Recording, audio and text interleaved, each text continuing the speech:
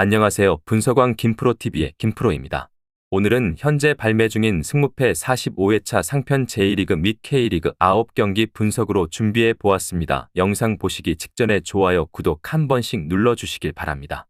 이번 경기에서는 가시마가 더 주도적인 페이스를 보여줄 것입니다. 마리노스전에서 강한 압박을 이어가다가 체력적인 난조를 보였던 점은 되풀이되지 않을 것입니다. 다만 주도하는 흐름에서도 가시마가 도쿄 상대로 뚜렷하게 우세를 잡은 적은 많지 않았습니다. 오히려 도쿄가 카운터 공격을 펼치는 상황에서 손해를 보는 경우가 잦았으며 최근 전적에서도 1승 1무 3패로 가시마가 밀리고 있습니다. 가시마는 대체로 실리적인 접근을 할 때 안정세가 뚜렷합니다. 자신들이 주도하는 상황에서는 배우나 측면에서 공간을 내주는 경우가 많습니다. 오히려 가시마가 전체적으로 주도권을 쥐면서 도쿄가 카운터를 노리는 상황이 벌어질 가능성이 높습니다. 지난 니가타 전에서도 실리적인 접근으로 자신들이 카운터를 노려 승리했으며 지난 가시마 대결에서도 45%의 낮은 점유율을 가지고 승리를 거두었습니다. 이번 경기에서는 언더 양상의 도쿄 승리를 기대해 볼 수 있습니다. 가시마는 대체로 실리적인 운영을 하는 상황에서 도쿄 상대로 밀리는 경우가 잦았습니다. 물론 가시마가 현재 7승 3무로 홈에서는 상당히 무패 행진을 이어가고 있는 상황이므로 이를 감안하여 핸디캡을 적용하는 것도 해볼 만한 선택이라고 볼 수 있습니다. 도쿄 승을 추천드립니다. 전체적으로 우라와는 강호들이 아닌 하위 전력에게 강한 모습을 보이고 있습니다. 올 시즌 기록한 모든 승리는 8위 이하의 팀을 상대로 이뤄졌습니다. 이는 우라와의 현재 기조가 후방에서 전진하는 전략에 기반하고 있기 때문에 주도권을 잡기 쉬운 상황에서 강점을 드러낸다고 볼 수 있습니다. 물론 우라와가 정교하게 전진하는 상황에서도 상대의 압박이 강할 경우 실점이 발생할 가능성이 없지는 않습니다. 삿포로의 경우 초반을 잘 버텨내고 강호들을 상대로 천천히 경기를 이어가는 경향이 있습니다. 그러나 삿포로의 문제는 화력이 저조하다는 점입니다. 최근 6경기에서 한 골만 기록했으며 그 골마저도 프리킥으로 간신히 얻은 것입니다. 결국 신승 상황에서도 삿포로가 밀리는 가능성이 더 높아 보입니다. 따라서 우라와가 신승하는 상황을 기대하고 있습니다. 전체적으로 자신들이 주도권을 잡아가는 상황에서 강한 모습을 보이며 특히 하위 전력을 상대로 더욱 두드러진 강점을 발휘합니다. 다만 전개 과정에서 전방 압박에 약한 점이 있어 한 골 정도의 실점 가능성을 염두에 두고 있습니다. 오버와 핸디캡 무승부를 과감하게 시도하는 것도 좋은 전략이 될 것입니다. 우라와 승을 추천드립니다. 가시와의 전략은 중원에서 강한 압박 라인을 가져가는 것입니다. 가와사키는 중원에서의 전개를 중시하는 편이므로 이 전술은 어느 정도 효율을 발휘합니다. 그러나 가시와의 주전 선수들 중 사비오를 제외하면 믿을 만한 주포가 없다는 점은 아쉽습니다. 그나마 기노시타가 8골을 기록하며 교체로 나오는 상황에서 효율을 높이고 있습니다. 가와사키의 플레이는 에너지 레벨의 취약점이 드러나는 편입니다. 특히 원정 경기에서는 활동량이 최하위 수준인 약점이 크게 드러납니다. 빠르게 전개하는 데 익숙하지 않은 팀이기 때문에 수비를 먼저 생각하는 팀을 상대로는 약한 모습을 보입니다. 후쿠오카, 간파, 마치다 같은 팀을 상대로도 올 시즌 고전하는 모습을 보였습니다. 이번 경기에서는 언더 양상에서 가시와가 신승할 가능성이 높습니다. 중원에서의 압박 라인을 높이는 전략이 가와사키를 상대로 잘 통하고 있기 때문입니다. 다만 가시와 입장에서는 사비오 외에 힘을 쓰고 있는 공격 자원이 많지 않아 아쉬울 것입니다. 가시와 승을 추천드립니다. 이와타는 전체적으로 쇼난이나 교토를 상대로 강세를 보여왔습니다. 지난 쇼난전에서는 그라사의 조기 퇴장으로 경기가 크게 틀어졌지만 이와타의 배후 공략이 전방 압박을 중시하는 교토나 쇼난을 상대로 잘 통하는 경우가 많았습니다. 그러나 그라사에 이어 가와시마도 부상으로 이탈한 상태라 이와타가 공격을 받아내는 상황에서는 다소 고생할 수 있습니다. 교토가 패배하는 패턴은 주로 초반에 몰아치면서 골을 넣지 못하고 후반에 힘이 빠져 패하는 경우가 많습니다. 지난 대결에서도 0대3으로 패배했으며 후반에 모든 실점을 허용했습니다.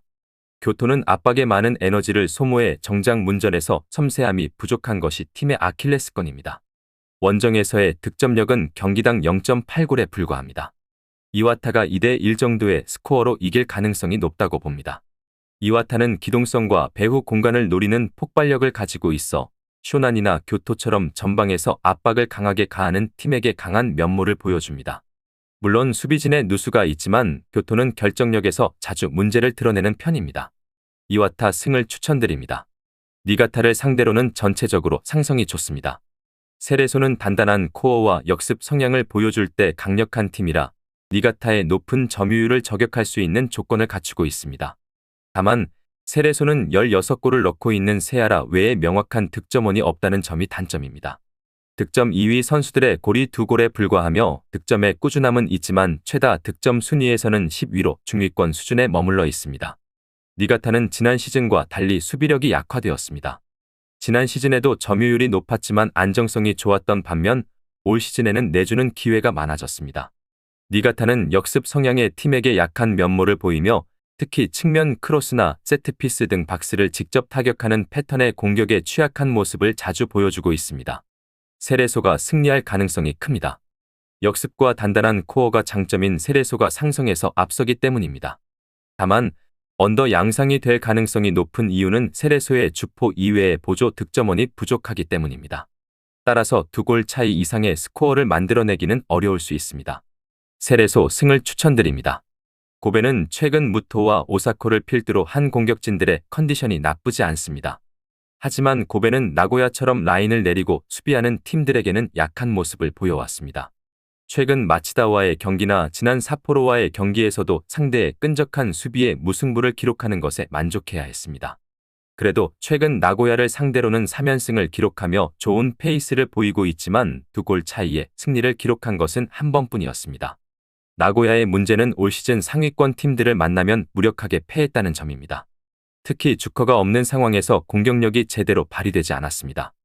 올 시즌 4위 이상의 팀을 만나서는 5전 전패를 기록했으며 득점을 한 번도 기록하지 못했습니다.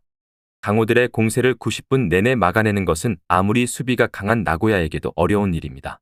고베가 승리할 가능성이 높습니다. 나고야가 올 시즌 강호들의 밀어붙이는 상황에서는 쉽게 무너지는 모습을 보여줬기 때문입니다. 물론 고베가 라인을 내리고 신중하게 운영하는 성향의 팀에게는 약한 모습을 보이긴 했습니다. 고베 승을 추천드립니다. 전반적으로 베르디와의 경기는 팽팽한 흐름이 이어졌습니다. 베르디가 공을 잡는 상황에서도 후쿠오카는 이를 잘 버텨냈기 때문에 공격 스탯에서는 뒤지더라도 실리적인 결과를 챙길 수 있었습니다. 그러나 후쿠오카의 낮은 수비 라인은 공격 상황에서는 방해가 되는 경우가 잦으며 웰링턴의 부상으로 인해 후쿠오카의 공격 성적도 확신하기 어렵습니다. 베르디는 수비를 굳건히 하고 버티는 팀에게 약합니다. 지난 마치다와의 경기에서도 공격 스탯은 앞섰지만 최전방 공격수들이 부진하면서 0대1로 패했습니다. 후쿠오카와의 매치에서도 공을 많이 잡았지만 후쿠오카의 조직적인 수비에 고전했습니다. 그나마 베르디는 승격팀 치고는 3백의 안정감이 나쁘지 않다는 점이 위안입니다. 이번 경기에서는 언더를 1차적으로 생각해야 할 것이고 고배당 픽으로는 무승부를 추천할 수 있습니다. 두 팀이 서로의 강한 수비력에 막혀 공격에서 큰 이득을 보지 못할 가능성이 큽니다. 베르디는 공을 잡은 상황에서 공격적인 스탯은 좋지만 최전방 선수들의 결정력이 들쭉날쭉한 편입니다. 후쿠오카도 너무 낮은 수비 라인이 공격에서는 방해가 되는 경우가 많습니다. 무승부를 추천드립니다. 전북은 주전 수비수들이 출전해도 수비가 불안한 모습을 보였습니다. 홍정호는 PK를 내주는 파울을 저질렀고 박진섭은 퇴장당해 김천과의 경기에서 0대4로 패하는 데 일조했습니다. 결국 전북의 현재 상황은 수비수로 누가 나오든 센터라인이 상당히 부실한 상태입니다. 그나마 티아고가 김두현 감독 아래서 좋은 활약을 보여주고 있지만 송민규가 햄스트링 부상을 당해 전력에 차질이 있을 것으로 보입니다. 울산의 경기력도 답답합니다. 홍명보 감독 시절에도 선수들의 기량에 의존하는 경향이 강했고 세부적인 전술로 상대를 이기는 경우는 드물었습니다. 그럼에도 불구하고 정우영과 원두재 조합으로 중원의 고민을 덜었고 주민규의 킬러 본능은 여전히 건재합니다. 울산이 답답한 경기에서도 한 골 차이로 승리하면서 연승을 이어갈 가능성은 있습니다. 이번 경기에서는 언더와 울산의 신승을 기대해볼 만합니다. 울산이 내려앉는 상대를 만나면 답답한 경기를 펼치곤 했지만 전북의 센터라인 수비가 부실한 점과 울산이 중원을 보강하면서 팀의 약점을 해결한 점은 긍정적입니다. 울산 승을 추천드립니다. 야구가 빠진 공백은 강원에게 분명히 느껴지고 있습니다. 야구가 빠진 이후 강원은 1무 1패를 기록하며 1득점에 그치는 등 공격력에서 다소 처진 모습을 보이고 있습니다. 강원의 주무기는 강한 압박으로 상대를 올가매는 전략입니다. 특히 제주는 중원에서 짧은 패스로 경기를 풀어가려는 경향이 강하기 때문에 강원이 중앙에서의 강한 압박으로 이를 저지할 수 있을 것입니다. 제주의 중원은 최근 다소 투박한 모습을 보이고 있습니다. 카이나의 합류와 구자철의 존재가 팀에 큰 힘이 되겠지만 빡빡한 일정으로 인해 김학범 감독도 불만을 토로한 바 있습니다. 이로 인해 제주가 완벽한 전력을 갖추고 경기에 임할 수 있을지는 불확실합니다. 김포전에서 조나탄이 벤치에서 출발했고 구자철도 2경기 연속 선발로 나서면서 휴식이 필요한 시점일 수 있습니다. 강원의 승리를 기대해 볼 만합니다. 강원이 강한 압박을 통해 상대를 올가매는 데 능한 팀이기 때문에 제주가 주로 사용하는 짧은 패스 플레이가 원활하지 않을 가능성이 큽니다. 물론 강원 역시 야구의 이탈 이후 새로운 외국인 선수들이 적응할 때까지 공격력이 큰 장점이라고 보기는 어려울 수 있습니다. 강원 승을 추천드립니다. 오늘 준비한 승무패 45회차 상편 제1리그 및 K리그 9경기 분석은 여기까지입니다. 추가적인 선수들의 부상 현황 및 복귀 현황은 커뮤니티와 댓글을 통해서 공지할 예정이며 보시는 분석이 여러분들의 결정에 조금이나마 도움이 되었다면 구독과 좋아요 한 번씩 부탁드리도록 하겠습니다.